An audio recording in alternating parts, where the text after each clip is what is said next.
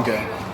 Dead black Shalom L'Chaim, purified drink of water. Like that last video just said on Lilith, we have to break that down into a few parts. So let's go into part 2 of Lilith. Cue that music I like.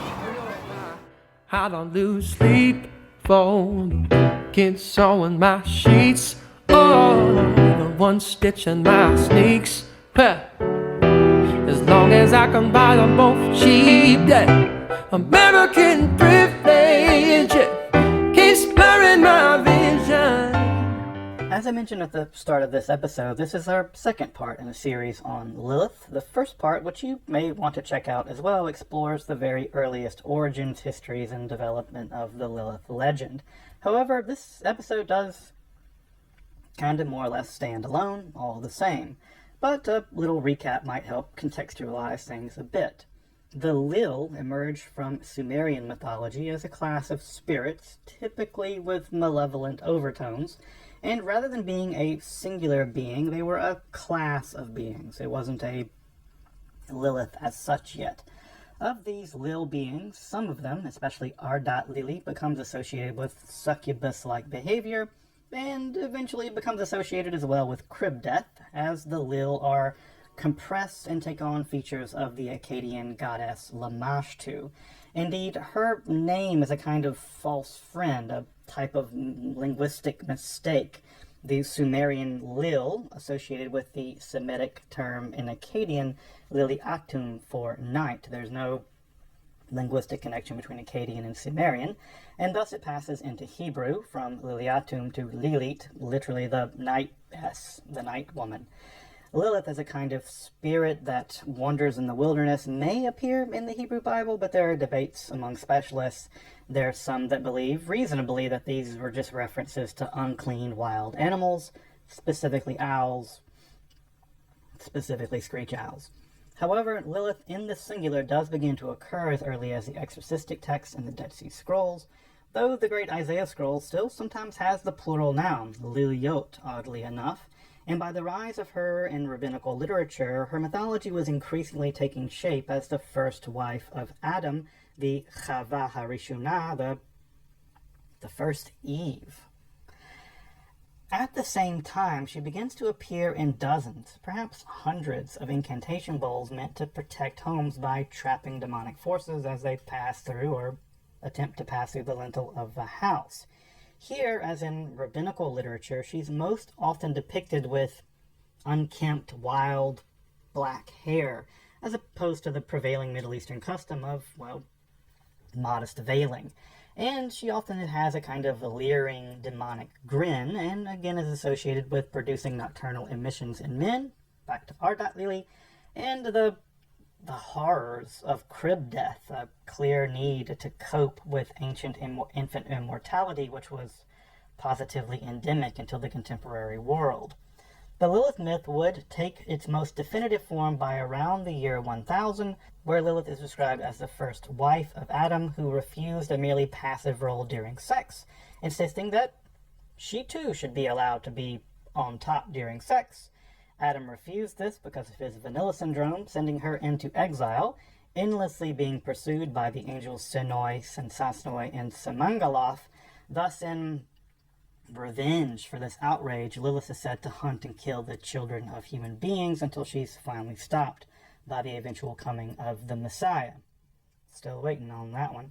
Thus, by around the year 1000, two important developments in the Lilith mythology were basically accomplished. The fundamental motifs of her origin as the spurned first wife of Adam, her demonic role in the world as a succubus and a killer of children, and her final fate, being destroyed in the Messianic epoch, along with her depiction as beautiful, grinning with unkempt, immodest hair. All of this had basically coalesced by around the year 1000. The second development by this period, with a slight exception in some Mandean scriptures, which need to come back to those at some point, is the syncretizing magical texts that have Lilith-like characters, for instance, Obizut, that we see in the Testament of Solomon, but that's more of an element of Lilith syncretization more than anything else. But it's in that path that the Lilith myth has basically passed exclusively into Jewish mythology at this point. Thus, whatever her origins, Lilith, from roughly the year 1000 of the Common Era, although likely earlier, is primarily, even exclusively, the subject of Jewish mythological, mystical, magical speculation, innovation, and of course, dread. Let's not forget the dread. Though it's worth really emphasizing that this transition is still rather extraordinary. While some rabbinic legends or midrashim mention Lilith here and there in the half millennium or so between the completion of the Talmud around 500 of the Common Era and the rise of the Kabbalah in the 13th century of the Common Era, it's going to be nearly 600 years between the period of rabbinical literature and the incantation bowls, and over 4,000 kilometers, or 2,600 miles, between the Sasanian Empire and Christian Spain, where the Lilith mythology will truly flower. That means that this mythological unit traveled in some form for 600 years and 2,600 miles in virtual literary silence until exploding on the scene of one of the most important spiritual and philosophical developments in all of Jewish history, the rise of the Kabbalah.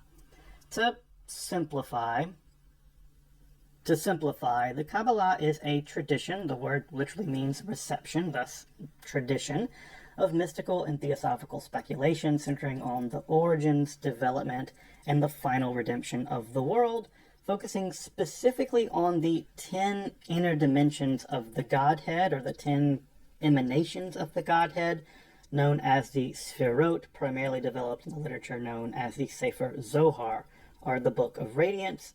This text was, or really texts, was composed by a circle of mystics in the latter half of the 13th century in Spain. Of course, it's much more complex than that, and you can check out my dozen-plus hour history of the Kabbalah if you really want to dive into all of that amazing history. But it would be in this environment, this mystical environment of the 13th century Spain, that Lilith would come to not only reappear, but really come to play a central role in both the origin and the finale of the cosmos itself.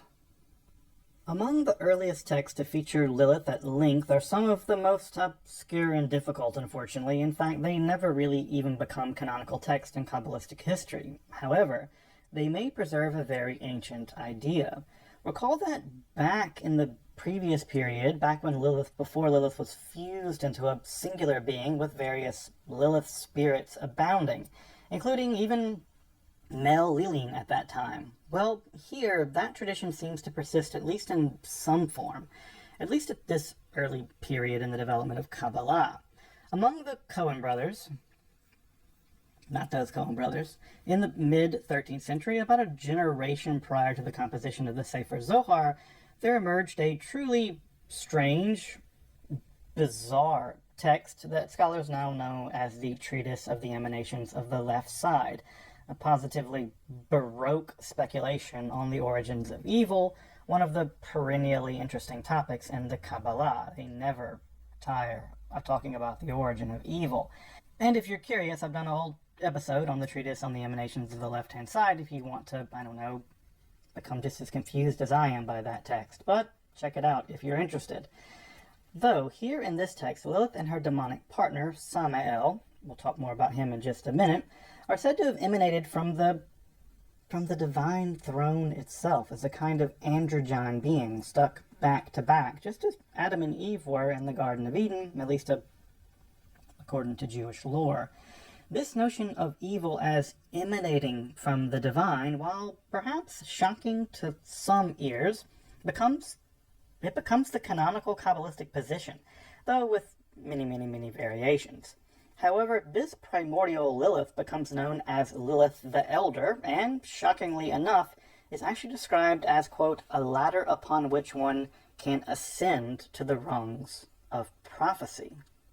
Thus, in this early text, there is a notion that this Lilith the Elder, because of her origins in the divine throne itself, still bears some connection to divine knowledge, which can be accessed, perhaps through magical means, practical Kabbalah, though this is never ever spelled out in the text. It's probably too esoteric for us normies out there.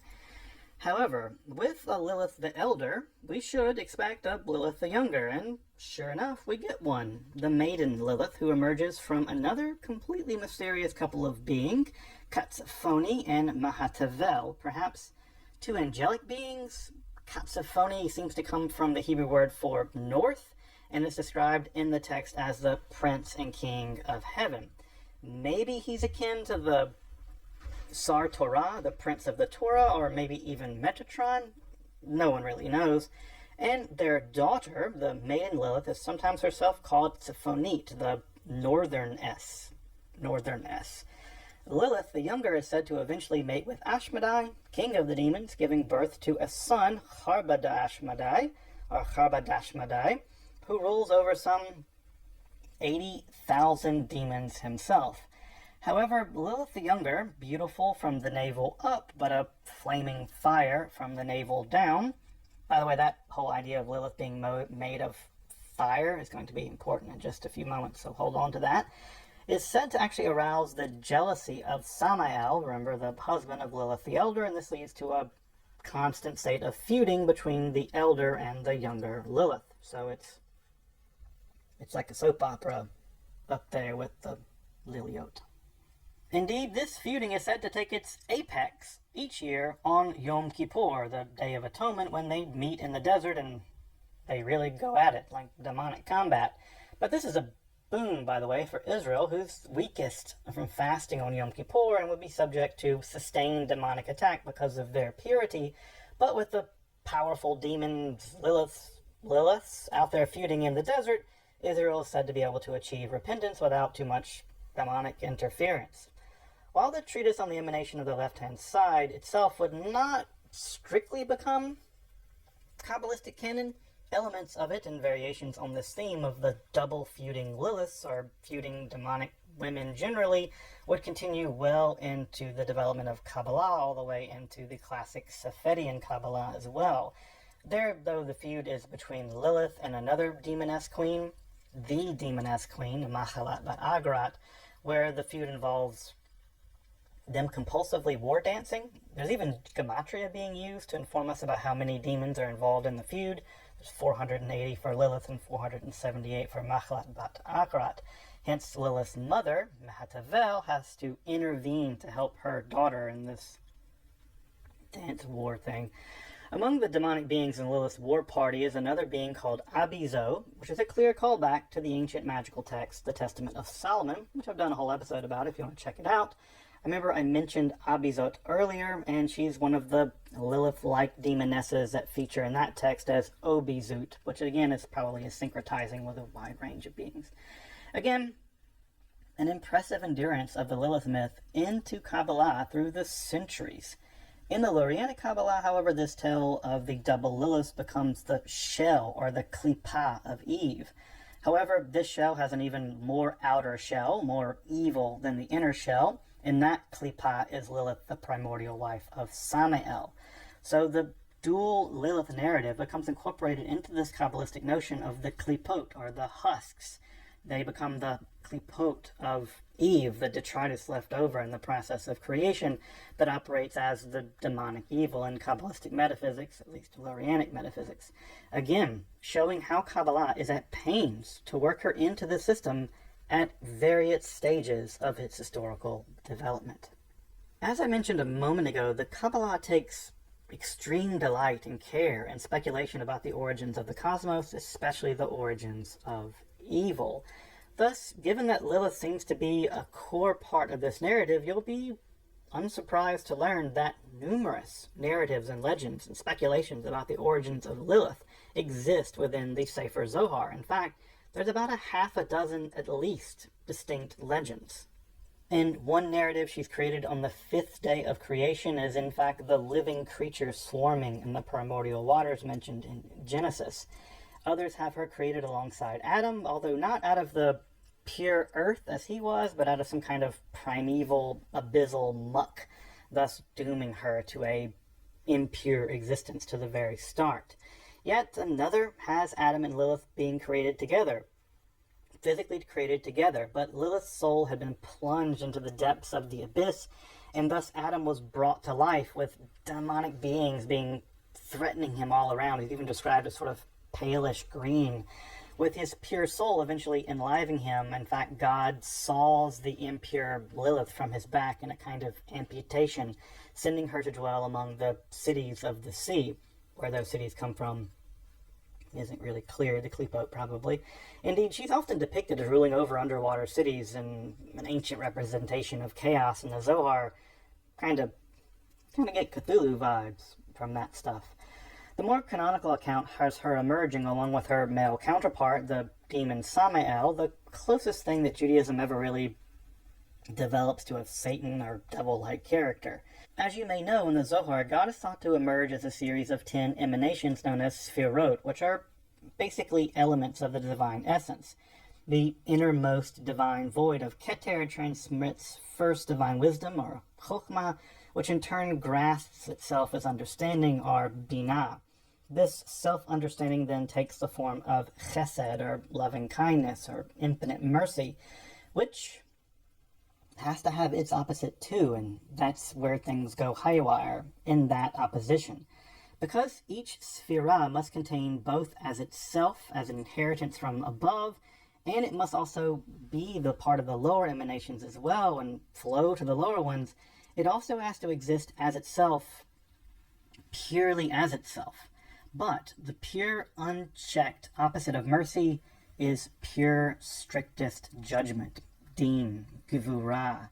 This absolute judgment spills out of itself to the left, and this hyper-justice, unchecked by any mercy whatsoever, is the Kabbalistic source of the Sitra Achra, the other side, the realm of the demonic, the divine inversion, and the horrifyingly impure. And just as Adam and Eve emerged from the divine body of the Sphirot, so too does an inverse couple emerge from the undivine body of the Sitra Achra, the demonic other side, as Lilith and Samael. Of course, I'll need to make at least an episode on Samael, the poison of God, but here he functions as the first husband to Lilith, though Lilith will prove to be just one of his wives, along with the other Klipot, the inverse, again, of the pure Sphirot. Here we have Naamah, Agrat, who we've already met, and her daughter, Machalat, though sometimes also with the Mashchit, or the destroying angel, the angel of death, Malach HaMavet.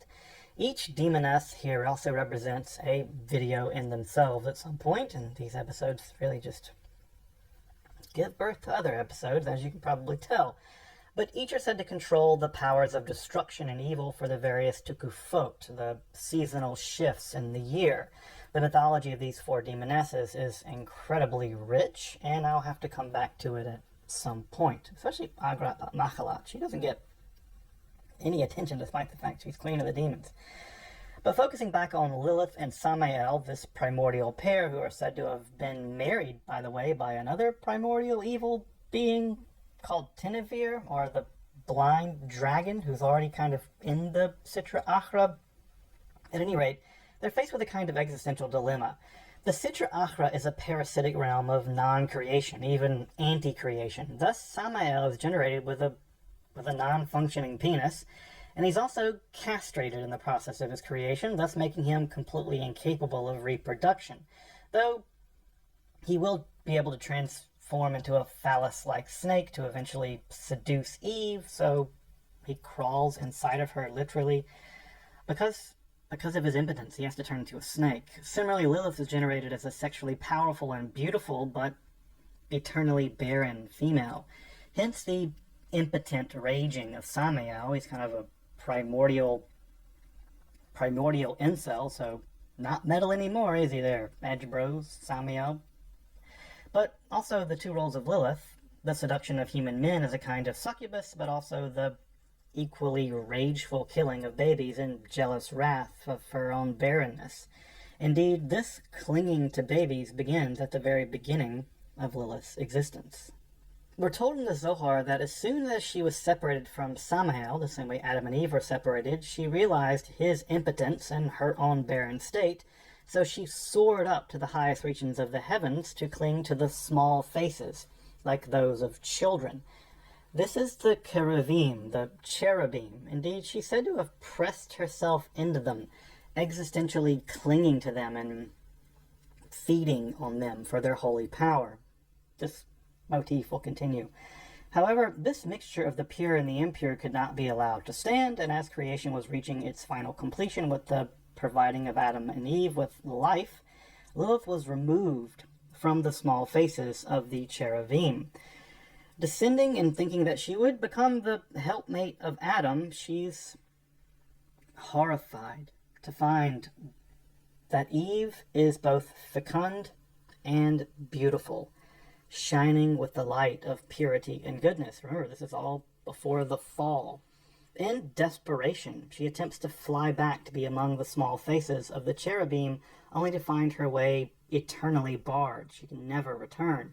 And the angels there cast her into the sea, into the murky depths of this watery darkness. But not for long. Adam and Eve definitely do some sinning. Samael, in the form of the snake, would eventually seduce and mate with Eve, producing Cain and all of his descendants. Lilith would eventually seduce Adam, using his wasted seed for the production of a whole army of demonic beings, although they all will die.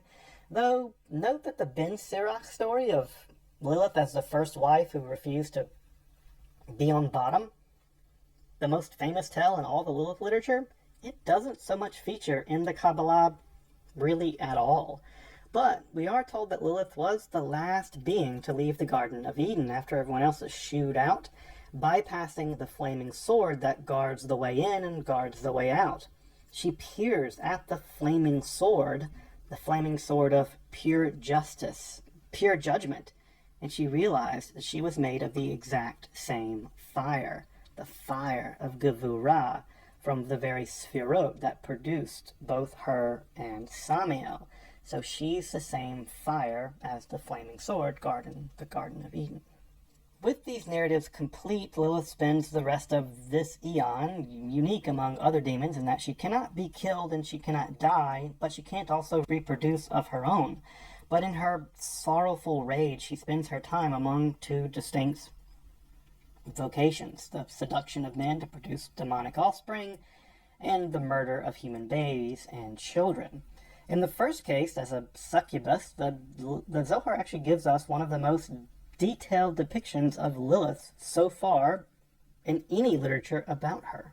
We learn that she, quote, dresses in finery like an abominable harlot and stands at the corners of streets and highways in order to attract men. When a idiot approaches her, she embraces and kisses him and mixes her wine lees with snake poison for him.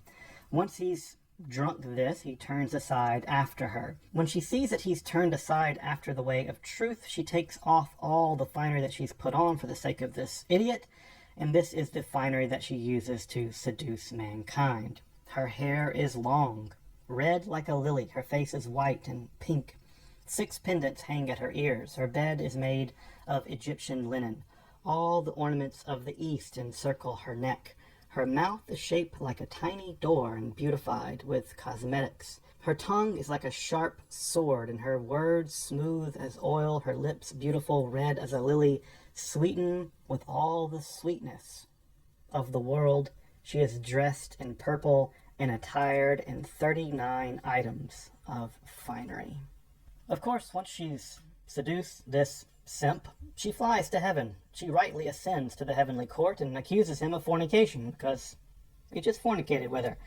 Then she returns in all of her horrible glory to carry out the punishment. She takes off the finery, turns into a fierce warrior, facing him in a garment of flaming fire. Flaming fire, recall? A vision of dread, terrifying both body and soul, full of horrific eyes, a sharpened sword in her hand, with drops of poison suspended from it and dripping down. She kills the fool that she seduced, and he fornicated with her, and throws him into Gehinnom.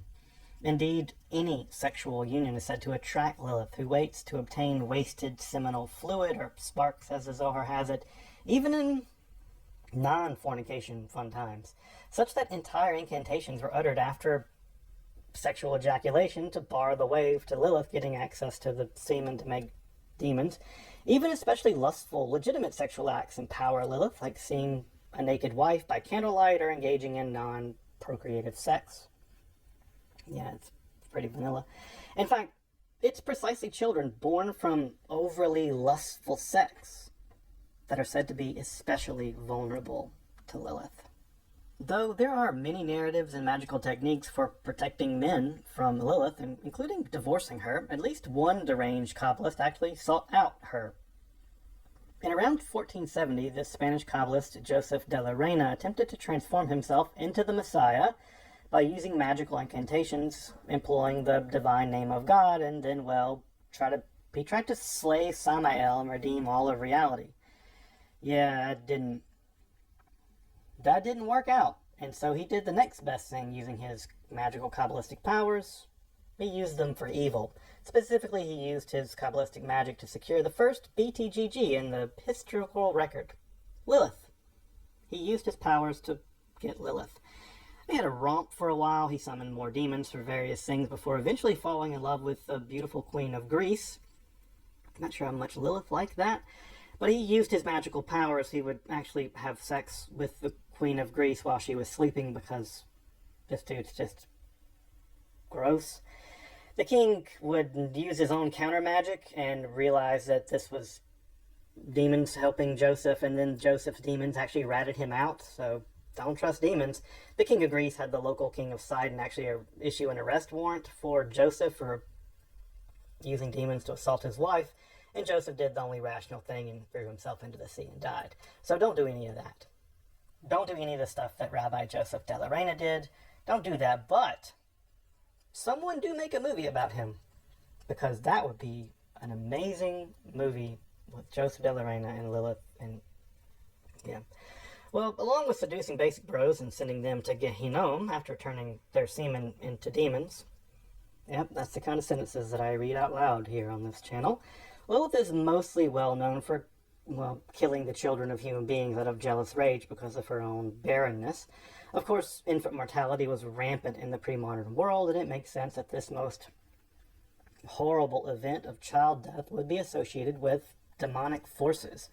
Further, it's completely unsurprising that an enormous amount of magical technology has grown up around protecting children from Lilith. The first line of defense, as I mentioned just a moment ago, was, just don't have kids from overly fun sex, because that seems to attract her for whatever reason.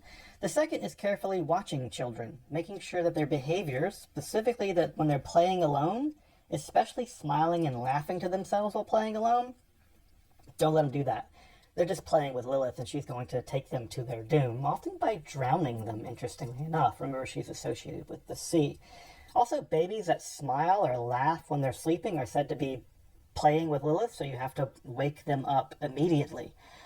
All the while she's playing with them, allegedly, she's pressing her soul into theirs, stealing it away forever. Remember, she pressed her soul into the cherubim. Children taken away by Lilith are worse than just dead. They're thought to not even be able to ascend into the heavenly Cheder, the heavenly academy for children, given that Lilith has pressed her impurity in their very soul. She thus nourishes herself on the purity of the souls of children until nothing's left of them but a husk. A truly horrid fate for children and parents alike. Predictably, an entire amulet and incantation literature against Lilith has developed over the centuries, mostly focusing in on the very short incantation, Adam v'chava chutz Lilith. Adam and Eve, go away, Lilith, along with the talismanic angel names of the angels that originally pursued her, Sinoi, Sansanoi, and Samangalaf, who you may recall again from the first episode. Those were the angels alleged to have caught her after the whole not being on bottom and throwing her into the ocean. Among the most famous and ubiquitous are those amulets found in the famed Book of Magic, Sefer Raziel HaMalach, the Book of the Angel Raziel, whose name means Secrets of God.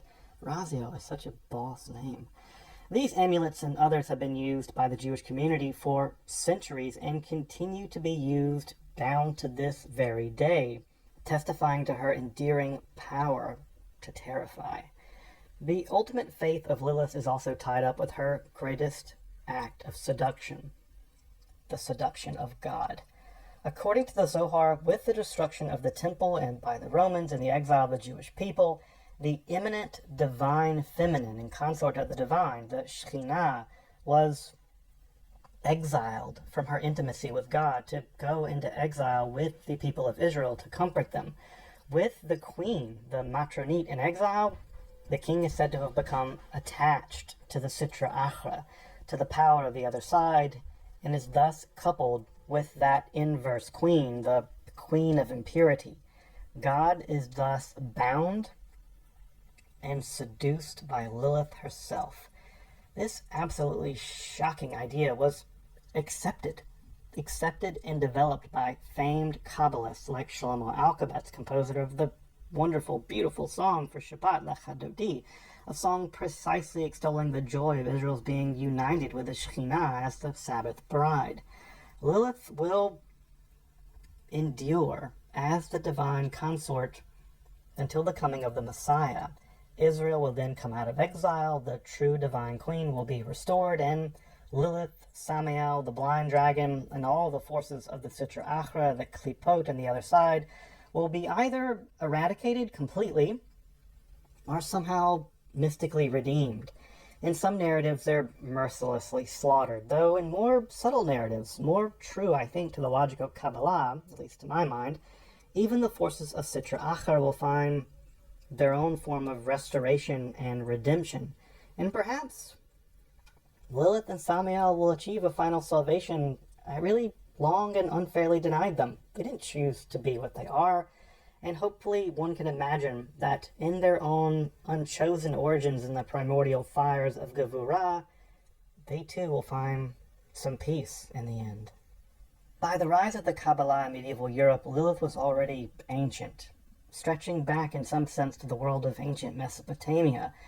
But it will be in this outlandish and profound crucible of the Kabbalah that the mythology of Lilith was truly flower into a being as captivating as she is fearsome, as dread-inducing and alluring as she is darkly beautiful, and as enduring as the mythology around her is utterly rich and complex.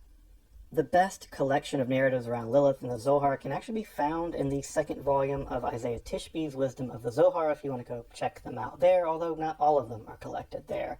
Of course, this series probably needs at least one more episode about the modern and contemporary inheritance of Lilith and her mythology, her proliferation well beyond Jewish literature in the Romantic period, and her valorization in the contemporary period from both religious devotees of her as a symbol of divine feminine power to resistance on the part of women to patriarchy.